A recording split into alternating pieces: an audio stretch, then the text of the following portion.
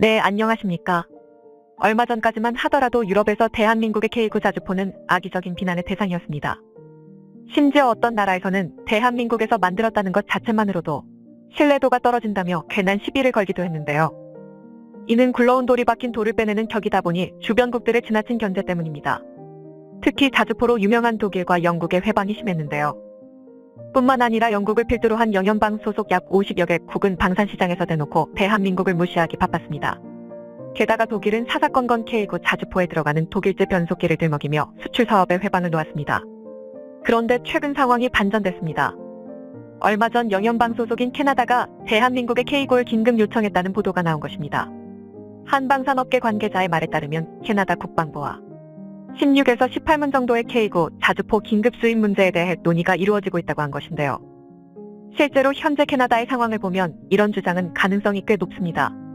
캐나다는 대표적인 NATO 소속 국가로 우크라이나 전쟁이 발발하자 미국과 함께 가장 적극적인 지원을 아끼지 않은 나라입니다. 특히 캐나다는 우크라이나뿐만 아니라 같은 NATO 동맹국이자 러시아와 국경을 접하고 있는 발트 3국 중 하나인 라트비아에도 병력과 각종 군사 장비를 파견했는데요. 그런다 보니 아이러니하게도 정작 자국을 보호할 전력이 급격하게 부족해졌습니다. 그리고 이런 상황에서 가장 우수한 자주포를 가장 빠르게 도입할 수 있는 게 대한민국뿐이라는 사실을 깨달은 건데요. 만약 K9이 캐나다에 수출된다면 한국 무기가 처음으로 미주 대륙, 즉 영연방 국가에 진출하는 기념비적인 순간이 될 것입니다. 그런데 정작 국내 일각에서는 정반대의 반응을 보이고 있습니다.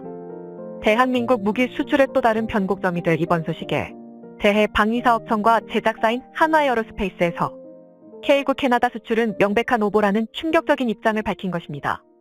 이게 과연 어떻게 된 일일까요? 오늘은 캐나다가 미국이 아닌 한국의 K9 자주포를 도입하려는 이유와 그동안 숨겨졌던 진실에 대해 알려드리겠습니다. 만약 캐나다의 긴급 요청이 사실이라면 단순히 역시 K9이지라고 끝날 얘기가 아닙니다.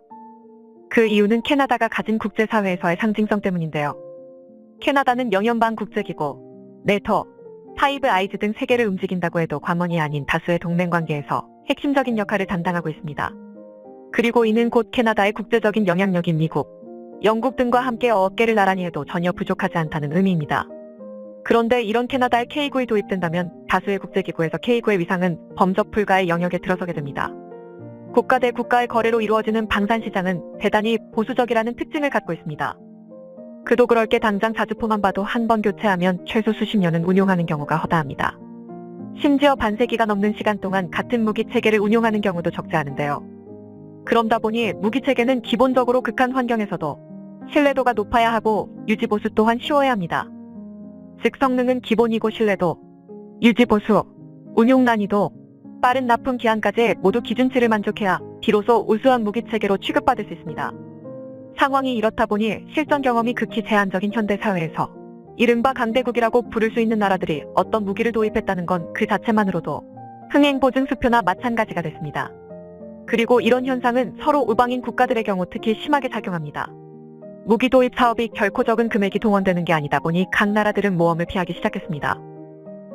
그런데 굵직굵직한 국제기구에 모두 포함된 캐나다가 한국을 선택을 했다는 것은 이미 검증된 무기체계라고 전 세계에 홍보하는 것과 마찬가지입니다. 이는 대한민국 입장에서는 새로운 시장이 열리는 것입니다. 그동안 한국산 무기는 싼 맛에 쓰는 무기라고 생각하는 미국과 K9 자주포를 무시해오던 영연방 국가들에게 제대로 한 방 먹일 수 있는 기회가 찾아온 것인데요.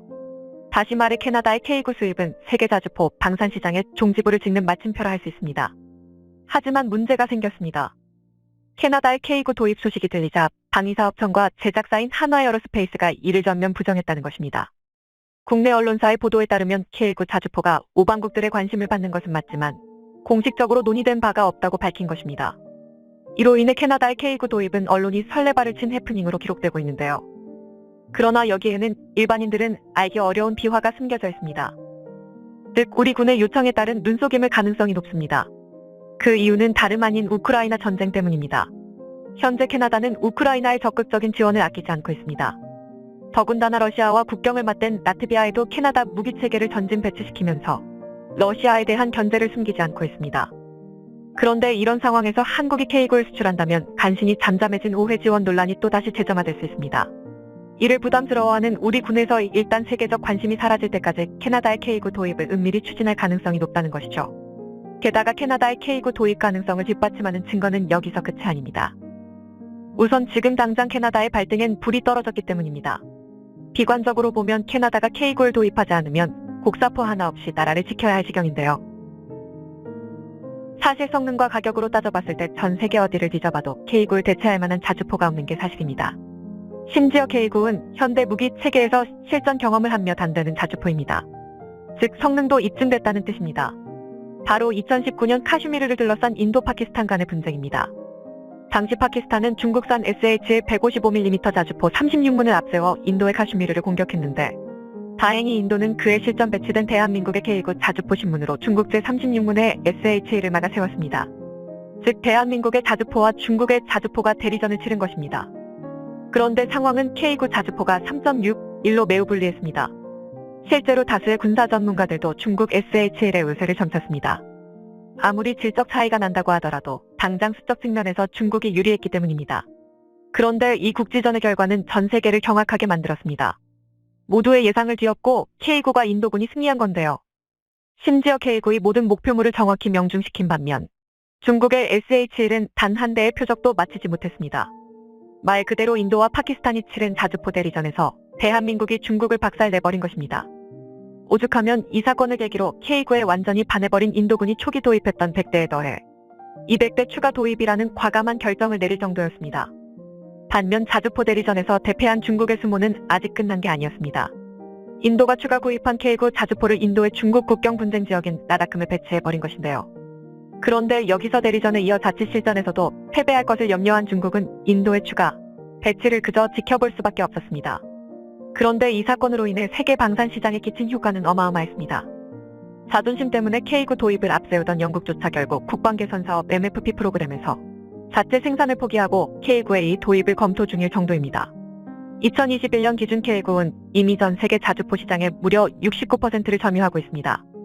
사실상 이 정도면 독점에 가까운데요. 다시 말해 아시아 변방의 작은 나라에서 만든 자주포가 NATO의 표준이 된 것입니다. 그리고 이 덕에 K9은 거의 세대 변화에 맞먹을 정도로 엄청난 개량을 이루고 있습니다. 다수의 국가에서 쌓은 수많은 데이터와 막대한 대량 생산으로 빠르고 효과적인 개량이 이루어지고 있는 것입니다. 일례로 2023년 개발이 예정된 K9A는 기존 K9에 비해 훨씬 뛰어난 성능을 자랑합니다. 최대 사거리부터 발사 속도 등 모든 부분에서 업그레이드가 진행되고 있고 일부이긴 하지만 무인 자동화를 적극적으로 도입해 미래 전장의 핵심 공격 자산으로 자리매김하기 위해 준비 중입니다. K9A는 사격 방향을 향해 볼을 정렬시키는 방열은 물론 충격에 강한 둔감형 장약의 개발로 기존에는 사람이 넣어줘야 했던 장약까지 K9A에서는 자동화가 이루어질 예정입니다. 이로 인해 운용 인력이 줄어들어 겨우 2명만 있으면 자주포의 주행과 사격 등 모든 운용이 가능합니다. 심지어 여기서 끝이 아닙니다. 최근 K9의 3세대 개량형인 K9A3에 대한 유력한 정보가 공개됐는데요. 이 때문에 한국의 뒤를 바짝 뒤쫓아오던 여러 나라들이 입을 다물지 못했습니다. 대다수의 전문가는 K9A3가 개발된다면 이제는 미국 시장마저 공략할 수 있다고 예측하고 있기 때문입니다. 이는 단순한 희망사항이 아니라 충분히 가능성 있는 미래입니다. 지난 수십 년간 미국을 포함한 방산 선진국들은 항공모함, 핵잠수함, 핵무기처럼 하이엔드급 최상위 무기 개발에 주력해왔습니다. 하지만 반대로 대한민국은 장갑차와 자주포 같은 재래식 중형 무기 개발에 심혈을 기울여왔습니다. 그리고 우리의 모든 기술이 집약된 K9A3는 이런 노력이 쌓여 만든 자주포의 정점입니다. 이는 K9A3에서 가장 주목할 부분인 무인화 기술만 봐도 잘 알 수 있는데요. 현재 한국은 적어도 지상무기 체계의 무인화 기술 부분에서는 미국을 압도하고 있습니다. 실제로 지난 10월 미국 국방부가 주관하는 해외 비교 성능 시험 FCT의 대상 장비로 한화 디펜스의 아리온 스맷이 최종 선정되었습니다. FCT는 미 국방부에서 동맹국이 보유한 우수한 기술을 평가하고 차기 미군의 무기 개발 사업에 핵심 기술을 적용하기 위한 연구개발 사업입니다. 그런데 여기에 대한민국 보병 전투지원 다목적 무인 차량이 선정된 것인데요. 다시 말해 이 말 뜻은 미국이 대한민국의 무인화 기술을 구매하겠다고 요청한 것입니다. 그리고 아리온 스맷은 미 8군 작전부 사령관 등 주요 관계자들이 참석한 실제 시연에서 세계 최고 수준의 무인화 기술이 무엇인지 여실히 보여주었습니다. 하지만 앞으로 개발될 K9A3는 아리온 스맷보다 훨씬 뛰어난 무인화 기술이 적용될 예정입니다. 우선 K9A3는 주행에만 조종사가 개입하고 C4I 사격 통제 체계를 통한 완전 자동 사격이 이루어지는데요. 유인 자주포 1문과 무인 자주포 5문이 한 개 포대를 이루기 때문에 더욱 정밀한 사격은 물론 인구 감소에 상관없이 최상의 전투력을 유지할 수 있다는 장점이 있습니다. 상황이 이렇다 보니 앞으로 수십 년의 포병 전력을 생각한다면 지구상 어느 나라라도 대한민국의 K9를 선택할 수밖에 없습니다. 이미 자주포 생산 체계가 무너진 유럽은 말할 것도 없고 미국 또한 막대한 비용과 시간을 투자하는 것보다는 이미 검증된 K9를 선택할 확률이 대단히 높습니다. 더군다나 영국의 K9A 도입 검토, 캐나다 K9 긴급 요청이 실질적인 성과로 나타난다면 이 확률은 더욱 높아질 텐데요. 현재 대한민국의 K9 자주포는 성능과 유지보수 능력은 물론 실전 경험에서까지 그 가치를 증명했습니다. 사람들이 브랜드 상품을 찾는 이유가 균일한 품질과 서비스에 대한 신뢰가 바탕인 것처럼 세계 각국의 나라가 사용 중인 K9야말로 자주포 시장의 진정한 명품 브랜드라고 해도 절대 과언이 아닙니다. 우리가 많이 쓰는 말 중에 남중지추라는 사자성어가 있습니다. 뛰어난 사람은 아무리 숨기려 해도 결국 드러날 수밖에 없다는 뜻인데요. 이 말처럼 현재도 진화를 거듭하고 있는 K9는 앞으로도 세계 방산 시장을 선도하며 승승장구할 것입니다. 시청해주셔서 감사합니다. 영상이 도움이 되셨다면 구독과 좋아요 부탁드리며 다음에 더 유익한 영상으로 찾아뵙도록 하겠습니다.